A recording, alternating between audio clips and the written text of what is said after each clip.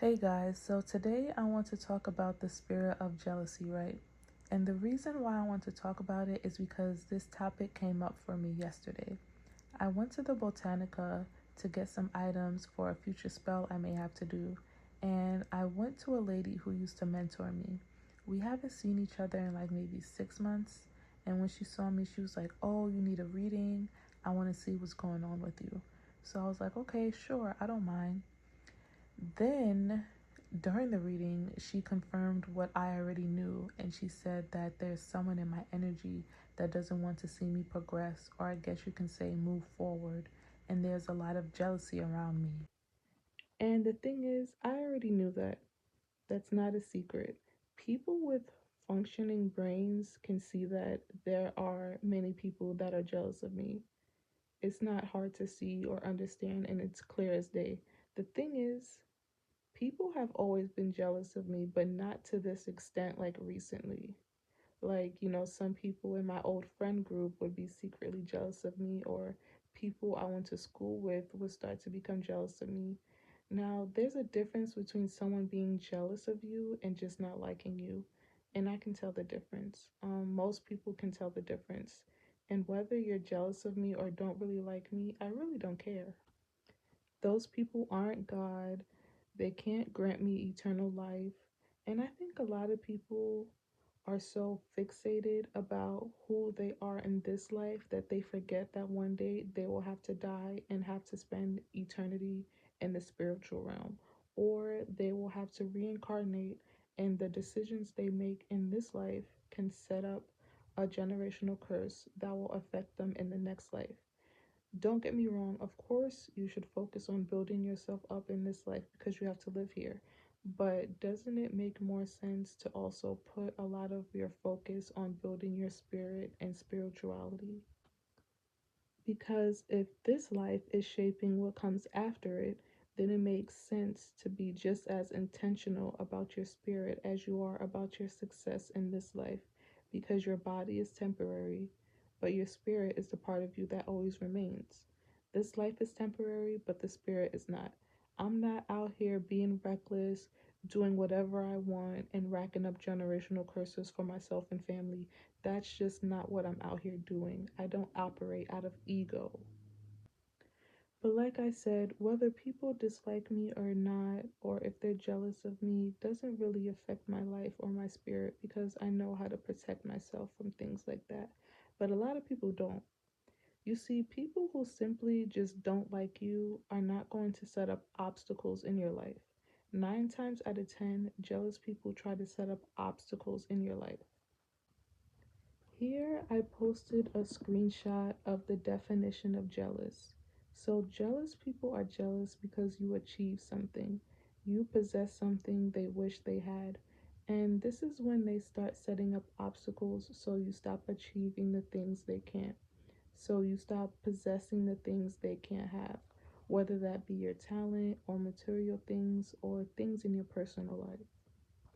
If the jealous person has like the resources or the ability to set up obstacles in your life, 9 times out of 10 they will. And some jealous people also do other things, like they will try to copy you while criticizing you or try to mimic you. They will try to slander your name, have this weird fixation on you for no reason, or gossip about you, like talk behind your back to damage how people see you, and then they might try to attack your character. So, jealous people, even though they are envious, they still want to possess what you have. This is why they copy you. This is really an interesting dynamic because it's not just copying, it's often a mix of admiration and comparison happening at the same time. So, publicly, the jealous person might criticize or downplay what someone is doing, but privately mirrors their choices or lifestyle. For example, you might get a new car and feel really good about it, but later on, you notice someone else show up with a very similar car, sometimes even the same color. Stuff like that just makes you realize how people are more influenced by what they see than they openly admit. So sometimes what you're building or stepping into ends up setting a standard for people without you even trying to. And I'm not talking about, like, how sometimes someone might be influenced to do a certain thing from someone. No, I'm talking about people who clearly don't like someone but are copying their every move. Like, that's just weird. So, jealous people will also try to slander your name or gossip about you. This usually shows up when people start talking about you behind your back in a way that changes how others see you.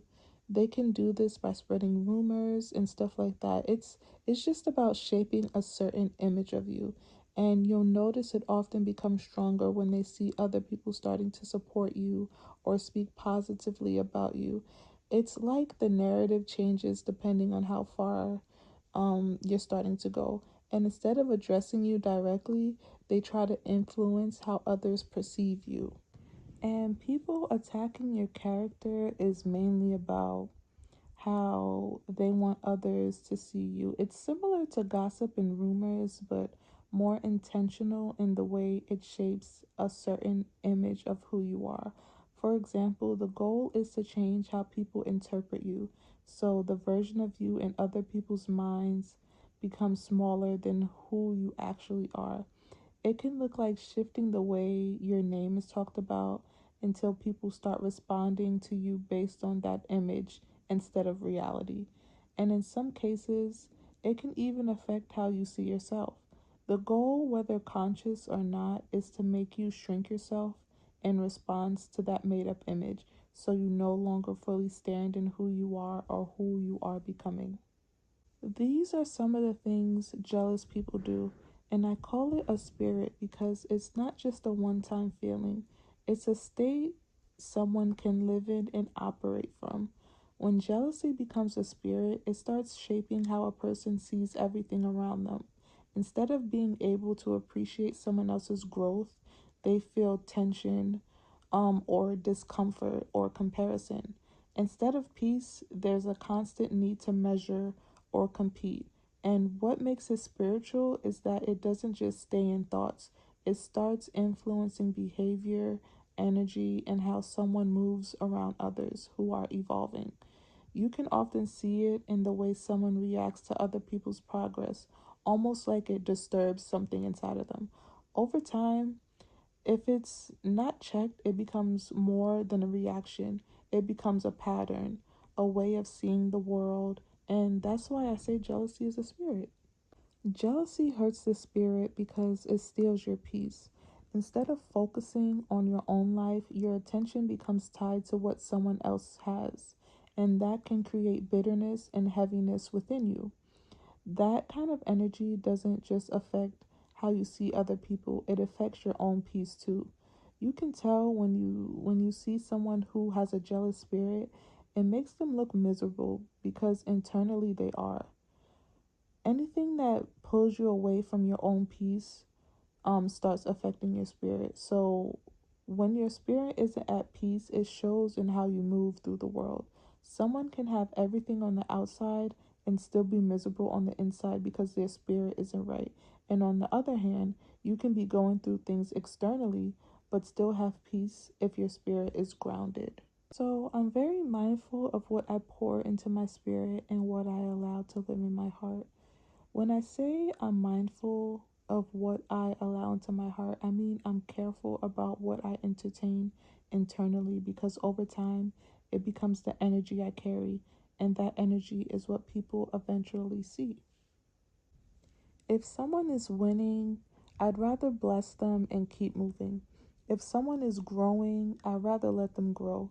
If someone is getting money, you go, girl, get that money. I'm proud of you because I don't want to carry resentment in my spirit.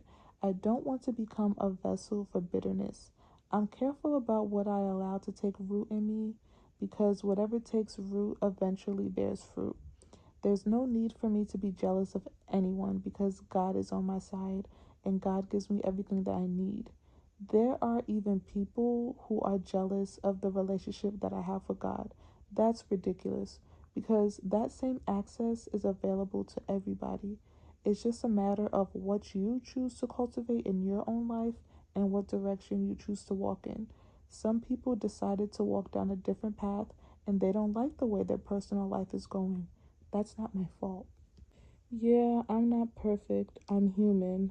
And the only human that was perfect was Jesus. But every day I do try to align my spirit with God's image and grow into a better version of myself spiritually. And I can't do that if I have jealousy or envy in my heart, because those things pull your focus away from peace and gratitude and put you in a constant state of comparison. Like, take for example in the Bible the story about Cain and Abel. Cain and Abel are two brothers, and they both bring offerings to God. Cain is a farmer, so he brings fruits and crops. Abel is a shepherd, so he brings an animal offering. The story says that God accepts Abel's offering but doesn't show the same favor toward Cain's. Now, Cain notices this difference, and instead of looking inward and trying to understand why, he starts to feel something inside him: jealousy. He starts comparing himself to his brother. He starts feeling like his brother is better or more favored. At first, it's just a feeling, but instead of dealing with it, talking about it, or correcting himself internally, that feeling grows. God actually warns Cain and tells him that sin is at the door, meaning he needs to control what he's feeling before it takes over him. But Cain doesn't really fix what's happening inside him. So later, that jealousy builds up so strongly that he ends up luring his brother out into the field and he kills him. The important part of this story isn't just what he did physically, it's how it started internally. It started with comparison, then jealousy, then resentment, and then it escalated into something destructive. That's why people often use this story to show how an unchecked internal emotion can grow into something that takes over your actions if you don't deal with it early. So, another story in the Bible is the story about Saul, the king of Israel.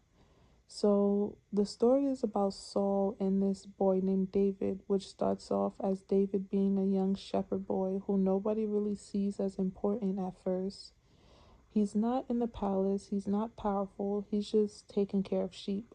One day, Israel is at war with a giant warrior named Goliath, and everyone is terrified of him. Nobody wants to fight him. David shows up, hears what's going on, and says he will fight him even though he's just a teenager. He goes out with only a sling and some stones and ends up defeating Goliath. After that moment, everything changes for David. People start talking about him everywhere. They start praising him, and this is where King Saul begins to notice him more. At first, Saul brings David into his palace. David even plays music for Saul when Saul is troubled. So David is actually helping him and serving him closely. But then Saul starts hearing people praising David more and more. They start singing songs like, Saul has killed thousands, but David has killed tens of thousands. And that comparison starts to sit in Saul's mind. Slowly, Saul begins to feel jealous, and that jealousy starts changing how he sees David. Someone who used to be a helper in his house now starts to feel like a threat in his mind, even though David didn't do anything wrong. One day, while David is playing music for Saul, Saul suddenly picks up a spear and throws it at him, trying to kill him. David manages to escape, but that wasn't the only time. Saul tries again and again to get rid of him. He sends David into dangerous battles, hoping David will die there instead. He watches him closely. He becomes obsessed with him, and eventually, David has to run away and live in hiding just to stay alive. The important part of the story is that it didn't start with violence. It started with comparison, then insecurity, then jealousy. And over time, that internal feeling completely changed how Saul saw David. Even though David didn't do anything, all he did was try to help the community. Now, the other story I want to talk about is the story of Joseph. Now, Joseph is one of 12 brothers. From early on, Joseph stands out in a way that his brothers don't really like. He has dreams where it seems like one day he will be in a position of authority over them. In one dream, he sees his brothers bowing down to him. When he tells them about it, instead of being happy for him, they start to feel uneasy and jealous. On top of that, Joseph is also favored by their father more than his brothers. His father gives him a special coat, which makes it even more obvious that he is loved in a different way. So now his brothers are not just comparing themselves to him, they are starting to feel resentment towards him. Over time, that jealousy grows stronger. Every time they see Joseph, it reminds them of the dreams, the favoritism, and the attention he gets. Instead of dealing with those feelings internally, it builds up inside them. One day, when Joseph comes to visit his brothers while they are away, they see an opportunity, right? So at first, some of them want to kill him, others suggest something totally different. So instead of killing him, they end up throwing him into a pit. Then they sell him into slavery and take his coat, dip it in blood, and bring it back to their father to make it look like he was killed by an animal. So, in the story, Joseph goes from being his father's favorite son to being betrayed by his own brothers and taken away to a foreign land as a slave. But even after all of that, his story doesn't end there. He eventually rises up in Egypt, right, because of his ability to interpret dreams, and over time, he ends up in a position of high authority. And later in the story, the same brothers who once betrayed him end up coming face to face with him again, but now he holds power over them. You see how his brothers tried to curse him, but all they did was make his destiny come alive. And I'm not trying to say that all jealous people will go out there and try to kill you. No, that's not what I'm trying to say. The point I'm really trying to make is that some jealous people will try to tear you down at whatever cost, to the point where it becomes really dangerous. But let me stop with the Bible stories. I don't want to continue to irritate some of the demons y'all have attached to y'all spirit. But me personally, I love the Bible. In Hoodoo, the Bible is used in rituals. Stories like the ones that I told y'all are like spiritual lessons. And they also help you understand human behavior and nature. And the Bible is just one big history book. Some people try to say that the Bible isn't real or it's made up when there's actual historical evidence proving that things that happened in the Bible really took place. Some people just don't do their research well enough. But anyway, guys, I'm not here to argue that point today. Maybe another day we will get into it. Alright, guys, that's all that I have for you today. Hopefully, you understood where I was coming from. It's pretty late, so I don't know if some of you guys are gonna see this right away. I really don't know why I have all this energy or where it's coming from. I really just want to go to sleep, but anyway, guys, I hope that you have a good night and I'll speak to you next time. Bye.